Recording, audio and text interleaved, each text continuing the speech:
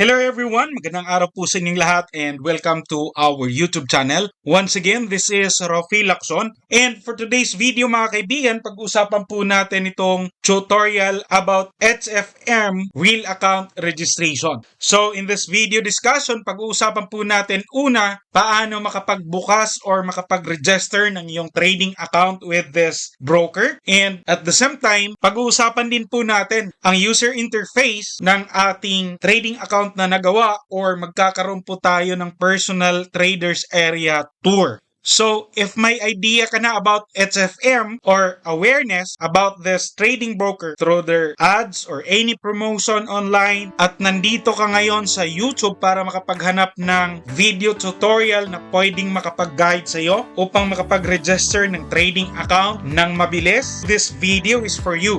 So, let's proceed.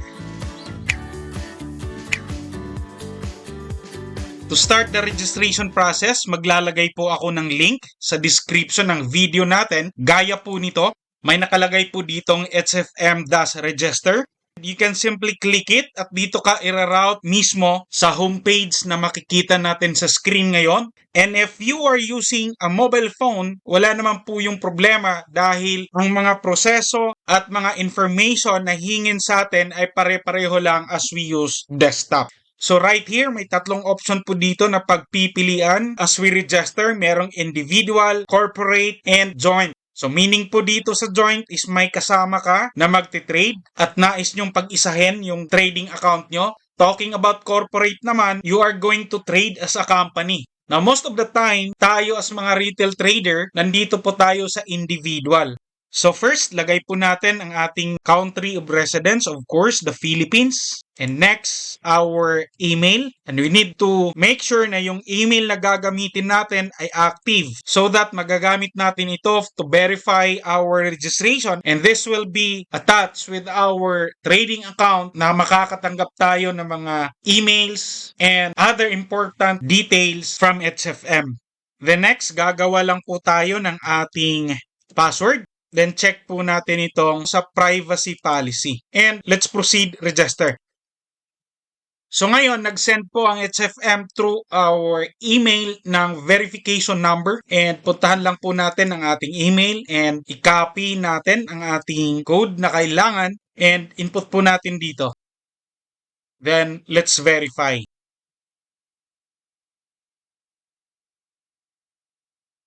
This time, ito na yung step wherein maglalagay tayo ng ating mga personal details. So we have here the first name, input lang po natin. And the last name, nandito yung gender, country of birth, and the contact number. And nandito rin ang ating date of birth. Uncheck lang po natin itong terms and condition at pwede mo rin talaga itong basahin din. Okay? Then proceed by clicking this continue button. Now, on this part mga kaibigan, may makikita tayong dalawang category ng accounts dito sa HFM. The first one, itong superior accounts. And the second one is the bonus account. Now, if you are going to trade at gusto mong makatanggap ng bonus or bonuses na ino-offer ng broker na to, pwede kang magbukas ng bonus account. Ayan. May mga offer po ito na 100% deposit bonus, meron ding 20%, and as of now, meron po itong bonus cap na up to $100. Possible po nito, pagka ikaw nag-deposit ng $100, magkakaroon ka ng bonus na another $100 as dagdag ng yung trading funds. And as to superior accounts, merong apat na option dito. The Cent, Premium, Zero Spread, and the Pro.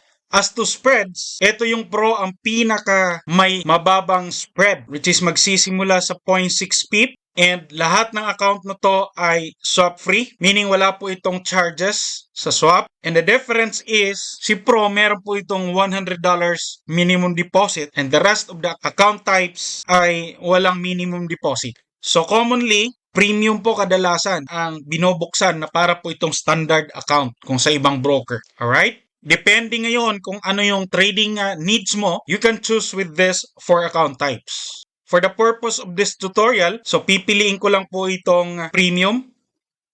Ngayon, nandito po tayo sa pag-complete ng ating registration. Ang primary na hihingin sa atin dito ay ang ating address information and investor profile.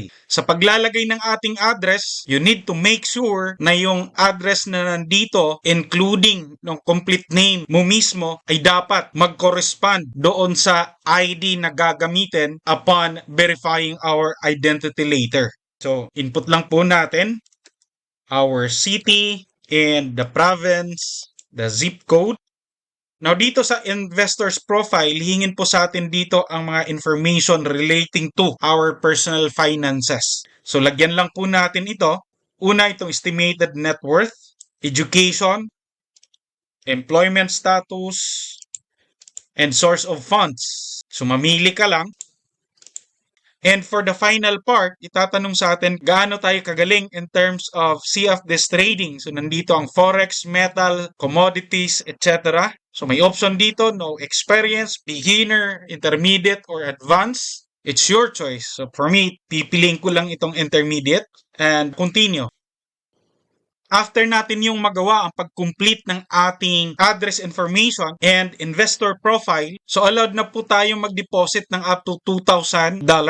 So ito po yung mga deposit options or mode of payments na available dito sa HFM upang tayo makapag-deposit. Nandito ang debit or credit cards, meron din bank transfers and alternatives. Kung makikita natin, nandito ang GrabPay, GCash, ShopeePay, and Maya. At marami pa pong iba. Meron ding cryptocurrencies. And if you have the account right now, explore mo lang. And for us to be fully verified, pwede po nating i-click ito.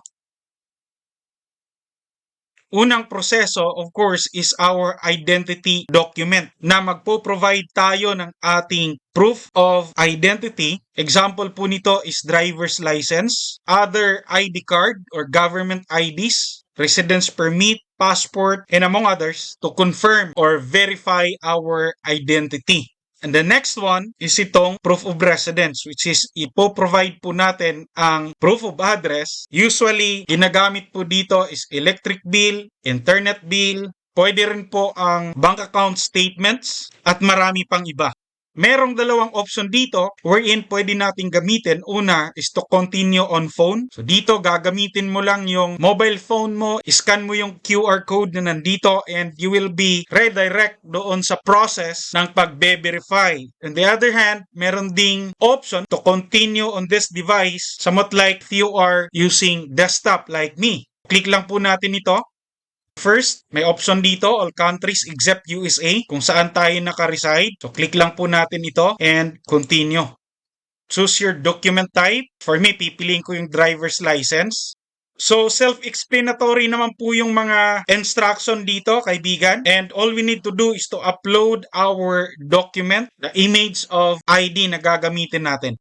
So, pag i-click mo ito, you are ready to attach the picture of your desired ID na gagamitin. The account that I'm using right now, of course, is for the purpose of this video tutorial at meron na po akong verified trading account with HFM. Kaya on this part of this discussion, hanggang dito na lang po tayo at ituloy-tuloy mo lang ang pag-submit ng mga document na kailangan as to verification and proof of address confirmation is concerned. Okay? Now for the final part of our video tutorial, nandito po tayo ngayon sa mismong personal traders area ng aking verified trading account with HFM. And ang gagawin po natin ngayon is itutur po natin ang mga navigation ng traders area na to. As to my personal evaluation and experience, this user interface ay napaka-user-friendly. Kaya even if a trader is a mere beginner, hindi po siya mahihirapan na i-explore ang platform na to. So ito po yung pinaka-homepage ng kabuuang dashboard. Makikita natin dito ang notification for bonus offerings at ang list ng iyong trading accounts na ginawa. And if you are going to scroll down, nandito rin ang mga iba pang details and promotions. And on the bottom part, makikita natin na pwede nating i-download via App Store and Google Play ang HFM proprietary trading platform or the mobile app. Now, next in our homepage is the deposit and withdrawal tabs. If we're going to click this deposit, makikita natin dito ang different options ng mode of payment na available dito sa atin sa Pilipinas through credit and debit cards. Merong bank transfers, alternative, and the cryptocurrencies. Basically, the GCash, Maya, and other online e-wallets ay available po dito sa alternative. Whatever available dun sa deposit, mostly nandito rin sa withdraw option na mga mode of payments. Meron ding transfer funds in different trading accounts. Meron ding my wallet. Dito nakastore ang funds natin. We have the tab for trading accounts. Nakafocus po ito sa mga detalye ng ating mga nabuksang trading account. So if you are going to open a demo account, nandito rin po yung option. At ang pinaka-exciting din sa lahat ng nandito is itong HF Copy, the platform wherein ino-offer ng HFM ang copy trading services to their clients. So kung gusto mong magiging strategy provider, click mo itong new strategy provider. At kung gusto mo namang mag-follow or mag-copy trading, click lang din po natin itong follow strategy. So nandito yung mga strategy provider na available na pwede nating i-follow. Now, kung beginner ka kaibigan, you don't need to worry. Magkakaroon tayo ng separate video tutorial on how you are going to set up your copy trading account with HFM. Kaya don't forget to subscribe to our channel para masundan mo ang mga video uploads natin tungkol dito. Meron ding services ang HFM na karaniwan di natin makikita sa ibang broker, itong tinatawag na PAM or PAMM. The concept here generally is magkaroon tayo ng fund manager at sila yung magti-trade on behalf of us. Ganun po yun. On the bottom part, nandito ang promotions. We have here ROFM, Contest and Rewards, Trading Rewards, Traders Award, at ang available na pwede nating i-grab ngayon ay ang bagong bonuses hatid sa atin ng HFM. Meron po itong 100% top-up bonus up to $100.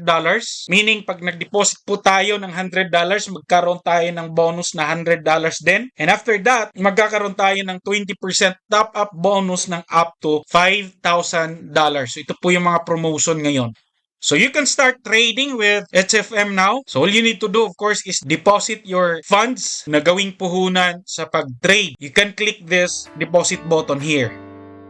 So hanggang dito lang po muna tayo for this video tutorial mga kaibigan. I hope nakuha mo ang tamang information na gusto mong malaman as to real trading account registration of HFM is concerned. And again, kung wala ka pang trading account with this broker, maglalagay po ako ng link sa description ng video natin at click mo lang yon and 100% legit pwede ka mag-sign up at makapagsimulang mag-trade with HFM. Thank you so much for watching and don't forget to subscribe to our channel. Good luck with your trading journey.